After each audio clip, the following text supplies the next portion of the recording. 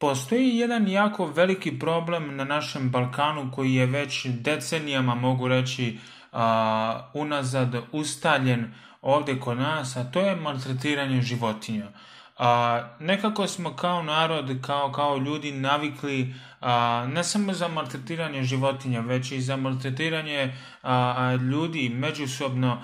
Nekako smo navikli da gledamo tuđa posla, da lupam, čutimo kada komšija bije ženu, sve dok naravno ne ubije jednu ženu ili je ne prebije skoro do smrti, i jednostavno tada komšije mogu da pričaju o tome šta se desilo, nagađaju i šta već. Isti je slučaj sa životinjama, jer na neki način čak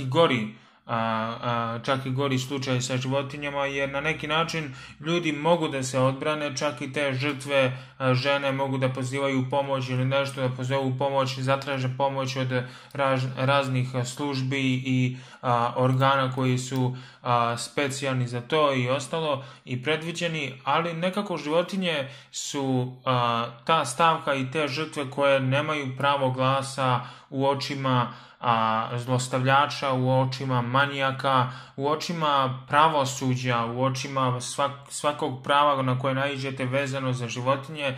Životinje nemaju nikakvo pravo glasa, sve dok se to naravno ne desi medijski, neki linč ili nešto, ili dospe nešto u novine.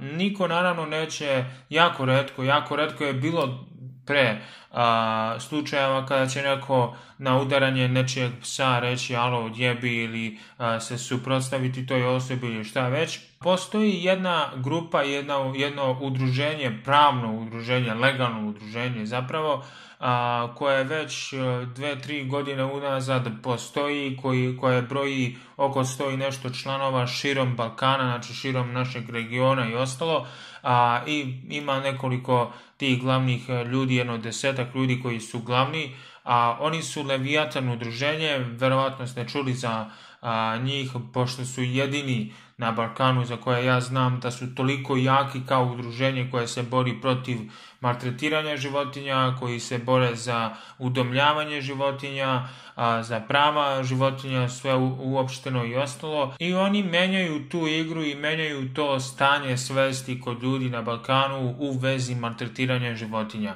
Postoje ljudi koji ne vole životinje, koji su imali loše iskustvo sa nekim psom, pa jednostavno imaju fobiju od pasa ili su alergični na mačke ili pse, ili jednostavno ne vole mačke ili pse, ne vole životinje pretjerano i to je sasvim okej.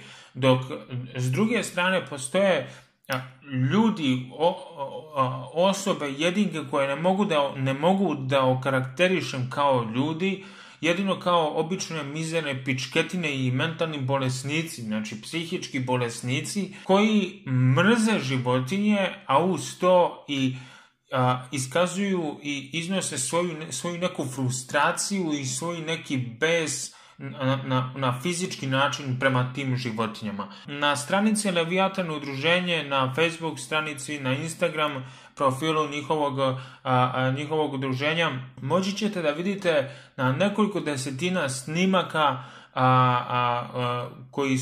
koji su ja ne znam, blago užasni, gde možete vidjeti, kao što rekoh, ljude koji muče jadne životinje. Ja zaista ne mogu ne mogu ni na sekund da pomislim u kakvom je stanju neka osoba kada može da iz neke frustracije, iz nekog besa povredi neku životinju. Ja shvatam sve to, shvatam ja da je jako velika znači zadnji video koji je izbačen na njihovom profilu Leviatan udruženje bilo je nekog šupka, nekog majuna što se tamo širi i slika i širi mišiće ili šta već. On je onako hrabar, onako čestit junak, iskoristio tu svoju hrabrost i suprotstavio se krvoločnoj životinji. A kad kažem krvoločnoj životinji, naravno mislim na najkrvoločniju životinju na koju čovjek može da nabasa i na koju čovjek može da se suprotstavi. I ja ne znam čoveka, osobu do sada, ne znam ko je imao dovoljno hrabrosti da se suprotstavi takvoj životinji, takvoj krvoločnoj životinji. To je krvoločna životinja koja kad se rodi ima sam instinkt ne samo da preživi, nego dubije. Znači, ta životinja kad te vidi na ulici, ta životinja hoće da te ubije. Ne zato što je preplašena ili šta je već, ona uživa u ubistvu. Ta životinja, možda ste sreli na ulicama ili ostalo, ta životinja je mala mačka. I ta osoba, to jest taj junačina, je odlučio da muči životinju i da je jako zabavno baciti mačku u kontejner, zatvoriti ili šta već. Ja sad ne znam kakve frustracije ta osoba ima, da li ima mali kurac, da li ga je devojka ostavila, da li ne zna da jebe, da li ga je drugi jebo u bulju pa je besan ili ga nije jebo u bulju pa je zbog toga besan, nemam pojma, uglavnom ne znam šta se radi, ne znam njegov privatni život, ali uglavnom nešto nije u redu ovdje. Znači, nešto nije u redu sa glavom. Drugi snimak možete vidjeti nekog bolida koji tuče sa nekom palicom ili nekim štapom ili šta već.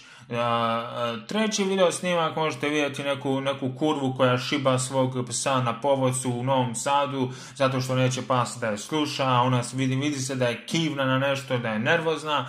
Peti snimak, šesti snimak, možete vidjeti neku babu koja truje i ubija mačiće. Znači, to su sve ljudi na koje naiđeš svaki dan, prođeš, misliš da je to normalna osoba, ali uglavnom vidiš koliko su ljudi neki poremećeni. I jednostavno jako je drago i želim da pružim podršku Leviatan udruženju i želim da napravim ovaj video iz nekoliko razloga. Prvo je zato što želim da pružim podršku Leviatan udruženju iz razloga što njihov posao je nešto o čemu mi samo pričamo. O čemu narod kada vidi članak u Blicu, kao što je bilo pre par dana, 2-3 članka, gde ljudi samo komentarišu, osuđuju i ništa ne rade. Leviatan udruženje troši po 500-600 eura na jednog samo psa ili mačku, kog samo udome, sklone sa ulice, odvedu kod veterinara, urade pregled i ostalo. To je 500-600 eura. Klasičan, standardan čovek, prosječan čovek u Srbiji, zemljici, retko koji može da izdvoji 500-600 eura za nekog psa ili mačku, a da i pritom nije njegov pas ili mačka. I ja shvatam i vidim da se postojanje Leviatan, to jest Leviatan postojanje, da menja nešto. Znači, jednostavno, da nije Leviatana, ne bi bilo malo izmenjene neke svesti u vezi maltretiranja životinja. Jer mislim da je pre bilo kao ko jebe životinje, to su životinje, niko ne mari za njih ili šta već.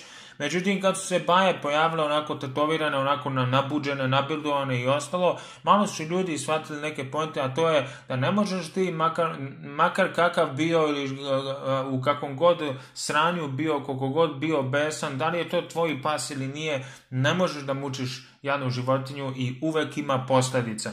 Znači, kao te posljedice možete vidjeti naravno i izvinjavanje tih pičkica kasnije na njihovom Instagramu, kako se izvinjavaju, kako su pogrešili, većinom govore kako su bili pijani ili šta već, međutim ja sam jednom se opio ko pička, nikad u životu mi nije palo na pamet da silujem ili da prebijem mačku ili psa ili šta već, ali dobro, valjda su oni pili neko drugo pivo, možda Nikšićko ili Jelen, otkud znam, ja sam pio Valjevsko. Ja ne znam šta u glavama osoba može da bude da on bacajući mačku u kontejner želi da postigne, šta sebe vidi kao baju, kao zajebanog lika, kao on je zajeban, on je cool zato što je bacio mačku u kontejner. Znači, ili je to, znači, postoji tri razloga zašto neko tako nešto uradi. Ili je mentalno oboleo, ili je želeo da ispadne cool, što je još jadnije, jer ko je cool tako što je ubacio mačku u kontejner, ajde lava da vidim da li hoćeš da ubaciš, ćeš kurac, imate prožda ko pičku. I treći, zato što imaš neku frustraciju, pa si besan, pa ne smeš ni na kome da istreseš tu frustraciju, pa onda na mačku. To su 3 razloga, ne mora samo ovaj bolid. Primjeri su i drugi, i ove babe koje viđate i koje svako vjerojatno ima po komšiluku, koji truju pse, truju mačke, i to su bolesnici koje treba sankcionisati onako kako treba sankcionisati. Ukoliko neko misli kako Leviatan udruženje rešava te probleme, naroče je rešava pravno, tuži, ljudi plaćaju i odležavaju, i naravno javno poniženje, javno izvinjavanje i ostalo. Znači jednostavno nešto se menja i to je jako dobro i to jako podržavam. Ono što sam na kraju krajeva želeo da kažem i želim da završim ovaj klip jeste da ukoliko neko od vas, pošto ste vi većinom deca i ostalo, ukoliko neko od vas ima potrebu da šutne svog psa ili da maltretira svog psa ili mačku ili šta već, znači ukoliko imate neki problema, frustracije, javite se nekom, potražite stručnu pomoć, to nije nikakav problem. Evo, ja imam problema psihičkih, pijem lekove za smirenje, znači radije bih to uradio nego da sad idem maltretiram svog psa ili svoju mačku ili šta već, mada mačak mi je preminuo pre par nedelja, ali jebi ga, ali uglavnom ono što sam teo kažem jeste da rešite svoje probleme, nemojte na taj način rešavati, jer sad pogotovo Leviatan udruženje nikome ne oprašta. To su ljudi koji zaista vole životinje i kojima je stalno troše toliki novac, troše toliko vreme, troše toliko ljubav prema tim životinjama, znači ne može se više, i drago mi je što ne može više bez posljedica to da se dešava i to da se provuče kao dan, dva, bude neka tema oko toga i onda nestane sve. Tako da, ukoliko, kao što sam rekao, ukoliko imate neki problema, javite se, apelujem svima, nemojte maltretirati životinje nikada, to su živa bića, osjećaju, razumeju i svesni su jednako kao i ljudi. Druga stvar, ukoliko vidite da neko maltretira psa ili mačku ili bilo koju životinju, ukoliko neko maltretira svoju ženu, dete ili šta već, ukoliko ste maloletni, ukoliko ste sami, vidite da ta osoba je jača od vas, nemojte se suprotstavljati bukvalno njima na ulici, već snimite dobro sa svojom kamerom, telefonom, u stvari snimite dobro i pošaljite to Leviatan udruženju na Instagramu ili na Facebooku i to će se rešiti onako kako treba. Tako da eto, čujete i Švarca pozdravlja vas. Nadam se da ste uživali u ovom videoklipu i da ste shvatili nešto poučno. Zamolio bih vas još jednom da pružite podršku Leviatan udruženju na Instagramu i na Facebook stranici, da ih zapratite i mi se vidimo u nekom od drugih videoklipova. Veliki pozdrav i čao!